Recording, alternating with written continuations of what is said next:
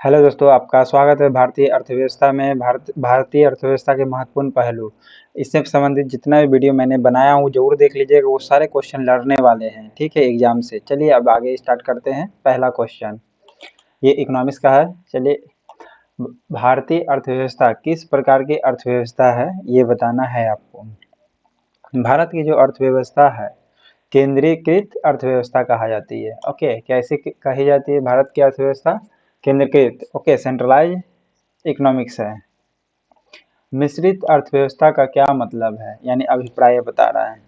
तो मिश्रित अर्थव्यवस्था जिसमें गवर्नमेंट के साथ साथ निजी क्षेत्र का भी सह अस्तित्व हो, यानी सरकारी के साथ साथ प्राइवेट भी हो। Okay, government peace with private. आर्थिक विकास की दृष्टिकोण से भारत की गिनती होती है, और ये देखिए एसएससी 2013 में पूछा गया है। तो जरूर आप इस क्वेश्चन को, ये जो चैप्टर करा रहा हूँ, जरूर ध्यान से समझिए। ओके, आर्थिक विकास के दृष्टिकोण से भारत की गिनती होती है। क्या विकासशील राष्ट्र के रूप में होती है? किस रूप में होती है? विकासशील राष्ट्र के रूप में होती है। आर्थिक विकास के दृष्टिकोण से भारत की गिनती, ओके, विकसित नहीं, विकासशील राष्ट्र। भारतीय अर्थव्यवस्था का कौन सा क्षेत्र सकल राष्ट्रीय उत्पाद, जिसको जीडीपी कहते हैं, में सबसे अधिक योगदान करता है? सबसे भारत की अर्थव्यवस्था में तृतीय क्षेत्र यानी सर्विस सेक्टर सबसे ज्यादा रोल निभाती है। बंद अर्थव्यवस्था, जिसको कहते हैं क्लोज इकोनॉमिक्स, का मतलब क्या है? क्लोज इकोनॉमिक्स का मतलब क्या है? जिसमें ना एक्सपोर्ट होता है ना ही आयात होता है। ओके, ना इंपोर्ट ना एक्सपोर्ट होती है, जिसको उसको क्या कहते हैं? क्लोज इकोनॉमिक्स कहते हैं। ये 2011 के यूपीएससी में पूछा गया क्वेश्चन है। भारत की कुल श्रम शक्ति का लगभग कितना भाग कृषि में लगा हुआ है? कितना भाग लगा हुआ है? तो 54%। ओके, ये डाटा बदलते रहता है। श्रम शक्ति का लगभग 54% कृषि में लगा हुआ। भारत में अधिकतर बेरोजगारी है क्या? भारत में अधिकतर बेरोजगारी है संरचनात्मक। ओके, स्ट्रक्चरल बेरोजगारी अधिकतर है भारत में। ओके, भारत में बेरोजगारी के आंकड़े एकत्रित एवं प्रकाशित करता है कौन? तो एनएसएसओ प्रकाशित करता है। बेरोजगारी के आंकड़े कौन एकत्रित करता है? एनएसएसओ। यूपीपीएससी 2014 में पूछा है क्वेश्चन। भारत में बेरोजगारी की किस्म पाई जाती है? कैसी? इनमें से सभी। देखिए, ग्रामीण अल्प बेरोजगार भी पाए जाते हैं, ठीक है, मौसम के अनुसार काम मिल जाता है, फिर बेरोजगार बैठे रहते हैं अल्प समय तक। फिर चक्रीय बेरोजगारी हो जाती है। ओके, भारत में चक्रीय बेरोजगारी होती है। फिर संरचनात्मक बेरोजगारी भी होती है। ओके, ग्रामीण अल्प बेरोजगारी बेरोजगारी की किस्म पाई जाती है। फिर चक्रीय बेरोजगारी और संरचनात्मक बेरोजगारी। पहला ग्रामीण अल्प रोजगार, वे भी क्या है? बेरोजगारी है। ग्रामीण अल्प समय तक रोजगार मिलता है, तो वो भी बेरोजगारी की श्रेणी में ही गिना गया है। कृषि में मूलतः किस प्रकार की बेरोजगारी की प्रधानता देखने को मिलती है? तो कृषि में मूलतः दिखाई पड़ती है अदृश्य बेरोजगारी। ओके, कृषि में कैसे बेरोजगारी दिखती है मूलतः? ओके, यानी प्रधानता दिखती है अदृश्य बेरोजगारी का। ओके, कृषि में बेरोजगारी का स्वरूप देखने को मिलता है। कैसा कैसा? देखिए, प्रधानता देखने को मिलता है अदृश्य बेरोजगारी, लेकिन कृषि में स्वरूप क्या का है? सभी का है। संरचनात्मक का भी है, मौसमी बेरोजगारी भी है, और घर्षणात्मक बेरोजगारी भी है।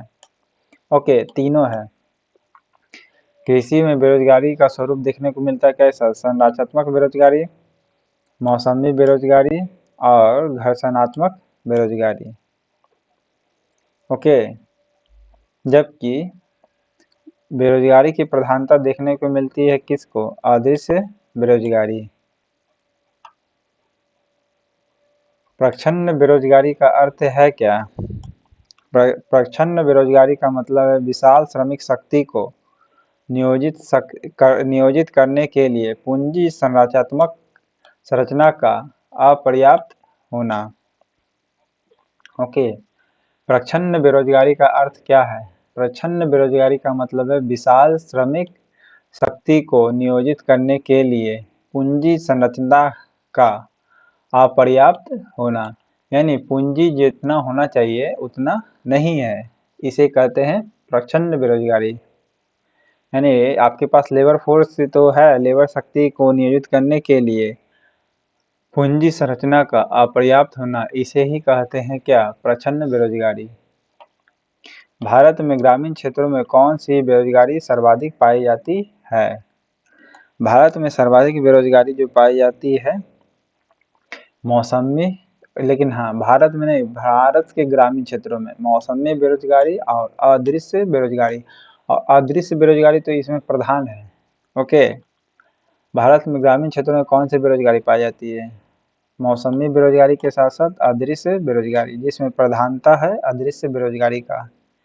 आंसर सी मारिएगा। वर्तमान समय में देश में किस प्रकार की बेरोजगारी की समस्या बहुत अधिक गंभीर समस्या बनी हुई है? तो शिक्षित बेरोजगारी। वर्तमान समय में देश में किस प्रकार की बेरोजगारी की समस्या बहुत गंभीर बनी हुई है? तो यहाँ पर है शिक्षित बेरोजगारी, जो वर्तमान में भारत में बहुत ज़्यादा पाई जाती है। राष्ट्रीय ग्रामीण विकास संस्थान कहाँ है? हैदराबाद में है। Okay, national rural development institute कहाँ है आपका? तो हैदराबाद में है।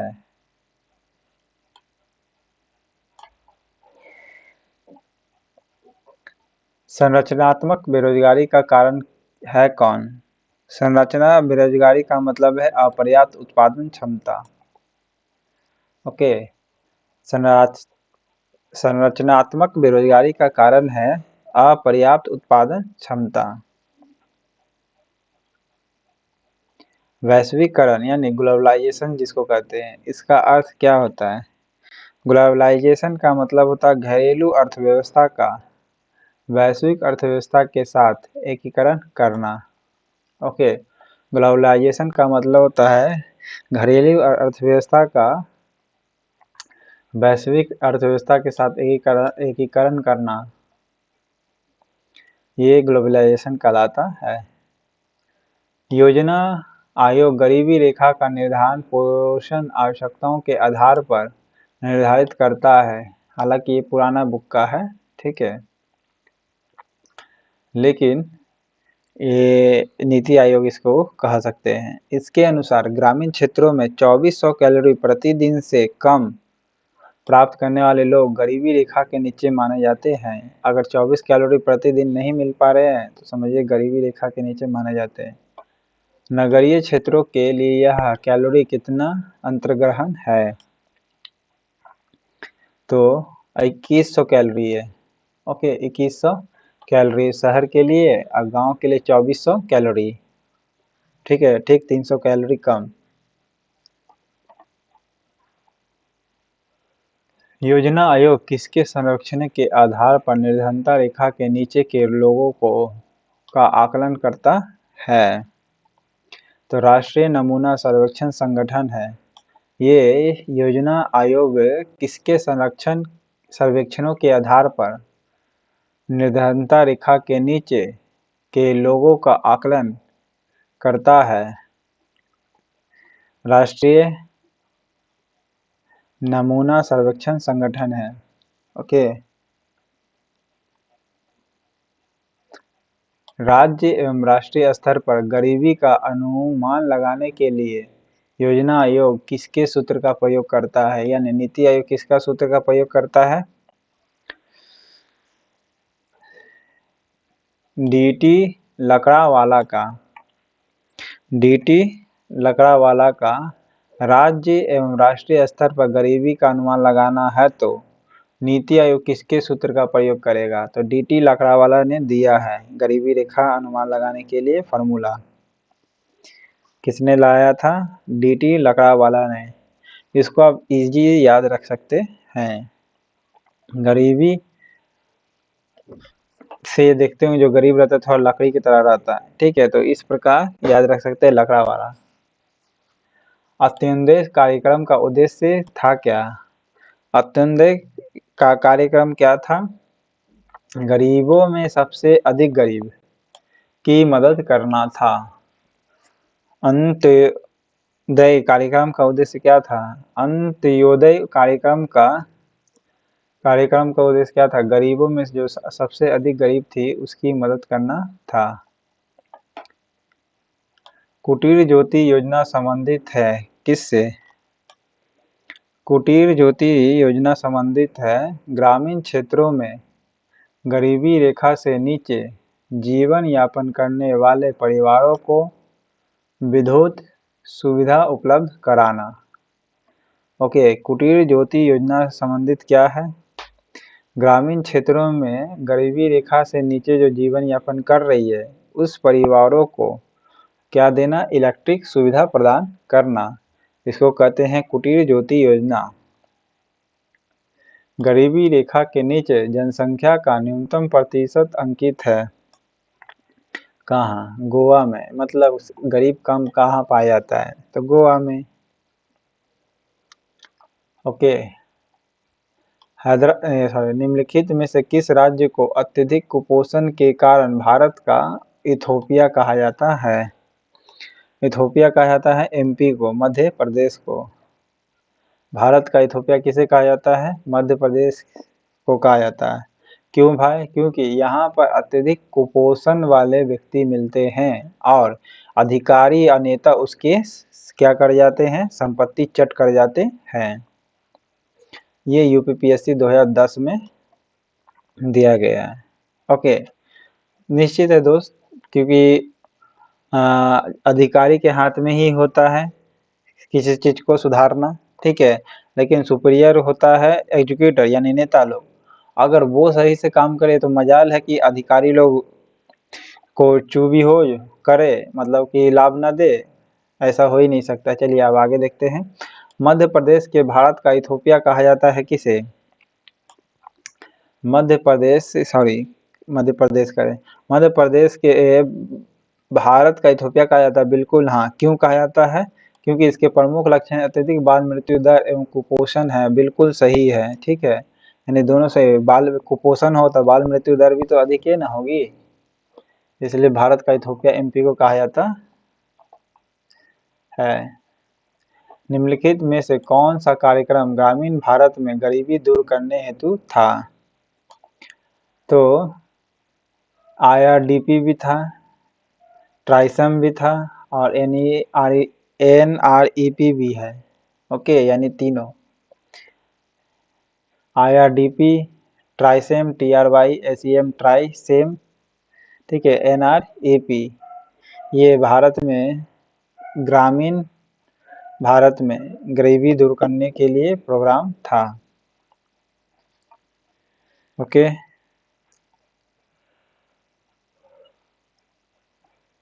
भारत में नगरीय गरीबी की जड़ ग्रामीण क्षेत्रों में निहित है। गरीबी की जड़ ग्रामीण क्षेत्रों में निहित है। ग्रामीण क्षेत्रों में शिक्षा का स्तर ऊंचा है। नहीं, आर गलत है, लेकिन हाँ ए सही है। नगरीय गरीबी की जड़ जो नगर भारत में जो नगर का जो गरीबी है उसकी जड़ कहाँ है? ग्रामीण क्षेत्रों में निहित है। बिल्कुल हाँ, यानी नगर में जो गरीबी आ रहे हैं ग्रामीण क्षेत्रों का जो गरीबी है उसमें निहित है।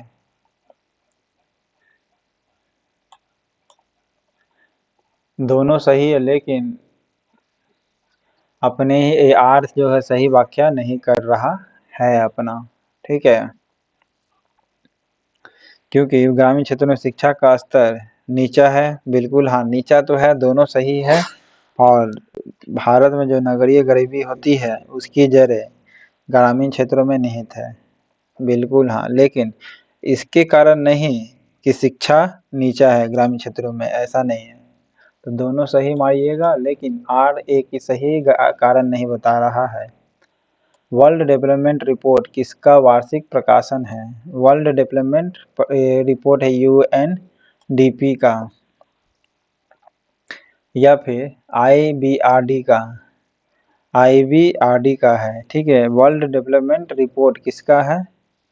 IBRD का वर्ल्ड डेवलपमेंट रिपोर्ट किसका प्रकाशन है?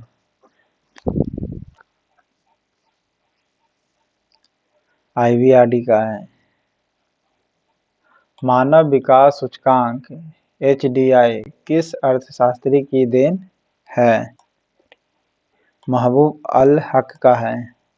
ह्यूमन डेवलपमेंट इंडेक्स किस अर्थशास्त्री की देन है? जो पाकिस्तान का था, महबूब अल हक है। Okay, world development report IVRD का है। इनमें से बताना कौन मानव विकास सूचकांक का हिस्सा नहीं है? नहीं है ये बताना है। स्वास्थ्य एवं कारण पोषण ये भी है। मानव ह्यूमन डेवलपमेंट इंडेक्स में जो देखा जाता है हेल्थ एंड पोषण का, न्यूट्रिशन का पहला। दूसरा देखा जाता है प्रति व्यक्ति आय। जी हाँ, ह्यूमन डेवलपमेंट इंडेक्स में प्रति व्यक्ति आय तो देखा जाएगा। फिर जन्म के समय जीवन प्रत्याशा, यानी जब जन्म लिया तो उसके बाद वो कितना जिया, ये भी ह्यूमन डेवलपमेंट इंडेक्स है। सकल नाम निवेश ये गलत है, ये नहीं होगा। तो 3 वो सही है, ये डी गलत है। मानव विकास सूचकांक HDI एक संयुक्त सूचकांक है। जीवन प्रत्याशा का, शैक्षणिक उपलब्धि एवं प्रति व्यक्ति सकल उत्पादन। ओके, जीवन प्रत्याशा, शैक्षणिक उपलब्धि एवं प्रति व्यक्ति सकल घरेलू उत्पाद है। ह्यूमन डेवलपमेंट इंडेक्स का एक संयुक्त सूचकांक है। राज्य स्तरीय मानव विकास रिपोर्ट जारी करने वाला प्रथम राज्य है कौन? मध्य प्रदेश है। राज्य स्तरीय मानव विकास रिपोर्ट जारी करने वाला प्रथम राज्य है कौन? मध्य प्रदेश। राज्य के स्तर पर HDI जो लागू किया। राष्ट्रीय संयुक्त राष्ट्र विकास कार्यक्रम जिसे UNDP कहते हैं, यूनाइटेड नेशन डेवलपमेंट प्रोग्राम की मानव विकास रिपोर्ट के तर्ज पर भारत की पहली मानव विकास रिपोर्ट कब जारी की गई है? UNDP का जो HDI रिपोर्ट है, ओके, ये भारत के लिए कब जारी की गई थी? अप्रैल 2002 में। अप्रैल 2002 में मानव विकास रिपोर्ट दर्ज की गई थी। UNDP की मानव विकास रिपोर्ट में भारत को किस श्रेणी में रखा गया है? मध्यम मानव विकास श्रेणी में रखा गया है। मानव विकास रिपोर्ट में भारत को किस श्रेणी में रखा गया? मध्यम मानव विकास श्रेणी में रखा गया है।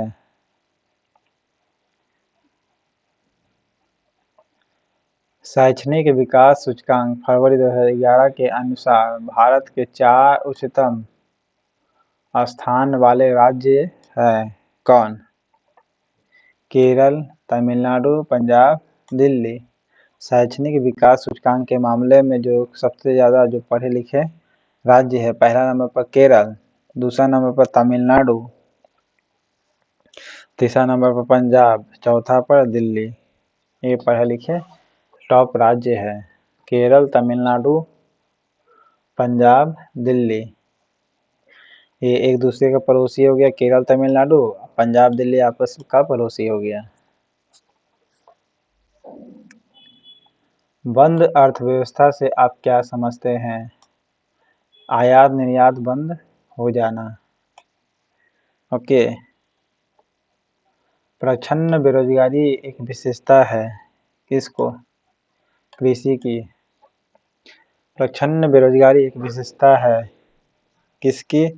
कृषि की है। किसी देश का आर्थिक विकास निर्भर किस पर करता है? प्राकृतिक संसाधन पर। आर्थिक विकास किस पर निर्भर करता है? प्राकृतिक संसाधन पर करता है। पूंजी निर्यात पर करता है। पूंजी निर्यात करता है, पूंजी निर्माण पर और बाजार का आकार पर भी। आपका बाजार कितना बड़ा है इस पर भी निर्भर करता है। प्राकृतिक संसाधन पर भी निर्भर करता है। देखिए, भारत का C ऑप्शन हो जाएगा जो लागू हो सकता है आसानी से। फिर पूंजी निर्माण करना, ये एजुकेशन को बढ़ावा जो देगा राज्य देश वही आगे बढ़ेगा। एजुकेशन के नाम पर खाली ढकोसला करेगा तो वो क्या होगा? पिछुआएगा ये।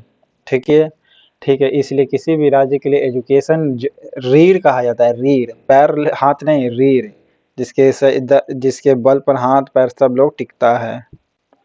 ओके। फिर प्राकृतिक संसाधन तो कहीं व्यवस्था कर ही लिया जाएगा।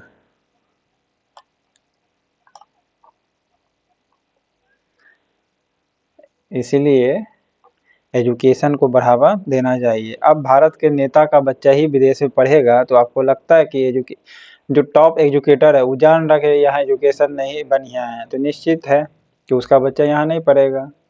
वही अगर अपने बच्चा को पढ़ाएगा तब तो यहाँ का एजुकेशन व्यवस्था ठीक होगा। लेकिन खैर वो आप इस पर क्या सोचते हैं, आप अपना विचार कमेंट बॉक्स में दे सकते हैं। भारत के किस राज्य में गरीबों का प्रतिशत सबसे अधिक है?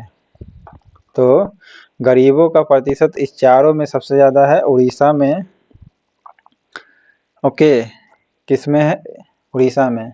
बिहार, छत्तीसगढ़, उड़ीसा में, ये झारखंड में, तो उड़ीसा में गरीबों का प्रतिशत के मामले में सबसे अधिक। ओके। भारत में निर्धनता के स्तर का आकलन किया जाता है परिवार के उपभोग खर्च के आधार पर। भारत में निर्धनता के जो स्तर है उसका आकलन किया जाता है कैसे? परिवार के उपभोग व्यय के आधार पर। ओके, कौन सा एक असमानता घटाने का उपाय नहीं है? अर्थव्यवस्था का उदारीकरण। कौन सा एक असमानता घटाने का उपाय नहीं है? तो अर्थव्यवस्था का उदारीकरण। यह सत्य होगा कि भारत को परिभाषित किया जाए किस रूप में? एक श्रम आधिक्य वाली अर्थव्यवस्था के रूप में, यानी यहाँ श्रमिक अधिक है। अल्प विकसित देशों में गरीबी का मुख्य कारण है क्या? तो आय में असमानता। अल्प विकसित देशों में गरीबी का मुख्य कारण क्या है? आय में असमानता। ओके, जो कम विकसित हुआ है तो किसी के पास खूब आय तो किसी पर कम। ओके, अब मात्र ये हम लोग बोल ही सकते हैं, कोई अभी तक प्रयास ऐसा किया है नहीं। ओके, बोली में सबका दिखा है कि हाँ किया है, लेकिन प्रैक्टिकली रूप से दिखा है कि नहीं ये आप कमेंट बॉक्स में बोल सकते हैं। हरित सूचकांक किसके द्वारा विकसित किया गया था? तो संयुक्त राष्ट्र पर्यावरण कार्यक्रम के द्वारा। ओके, ग्रीन इंडेक्स कहते हैं जिसे। ग्रीन इंडेक्स किसने जारी किया था? तो UNEP, okay, United Nation Environment Programme ने जारी किया था। यूनाइटेड नेशन एनवायरनमेंट प्रोग्राम यानी संयुक्त राष्ट्र पर्यावरण कार्यक्रम ने हरित सूचकांक जारी किया था। किसके द्वारा भ्रष्टाचार से लड़ाई के लिए नागरिकों की मार्गदर्शिका निकाली गई? तो केंद्रीय सतर्कता आयोग के द्वारा। किसके द्वारा? केंद्रीय सतर्कता यानी सीबीसी कहा जाता है, सेंट्रल विजिलेंस कमीशन। किसके द्वारा भ्रष्टाचार से लड़ाई के लिए नागरिकों की मार्गदर्शिका निकाली गई थी? देखिए, भ्रष्टाचार से अगर लड़ना है तो सबसे पहले आपको क्या, जितना भी कार्यालय के ऑफिस है, ओके, बाहर में ही नहीं बल्कि अंदर में कैमरा लगाइए। ओके, जहां लगना चाहिए वहां है नहीं। ओके, तो भ्रष्टाचार से लड़ाई लड़ते रहिए, आपको मिलती ही रहेगी। ओके, पैसा का कोई कमी नहीं है, संसाधन का कोई कमी नहीं है, बस करने वाला का कमी है। ओके, ईमानदारी से, बस किसी प्रकार से अपना पॉकेट में पैसा आ जाए ये लोग सोचते हैं।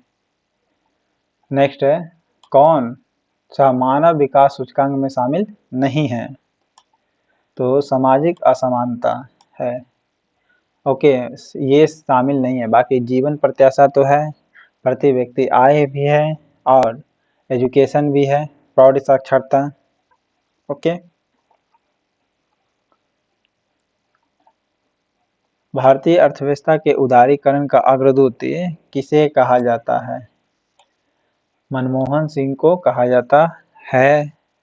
ओके, भारतीय अर्थव्यवस्था के उदारीकरण यानी लिबरलाइजेशन के अग्रदूत किसे कहा जाता है? मनमोहन सिंह को कहा जाता है। मानव विकास सूचकांक किसने बनाया था? तो यूएनडीपी ने बनाया था, लेकिन आता यूनाइटेड डेवलपमेंट प्रोग्राम है, लेकिन आईबीआरडी के अंतर्गत में इसे आप लीजिएगा या यूएनडीपी के अंतर्गत में? यूएनडीपी ही कहिएगा तो सही रहेगा। ओके,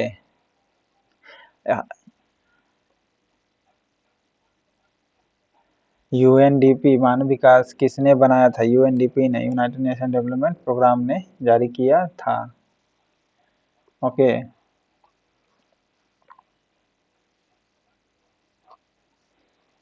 फिर है, ऐसी अर्थव्यवस्था को क्या कहते हैं जिसका शेष विश्व में से कोई संबंध नहीं होता है? संवृत्त या बंद अर्थव्यवस्था? ऐसी अर्थव्यवस्था को क्या कहते हैं जिसका शेष विश्व से कोई संबंध नहीं है?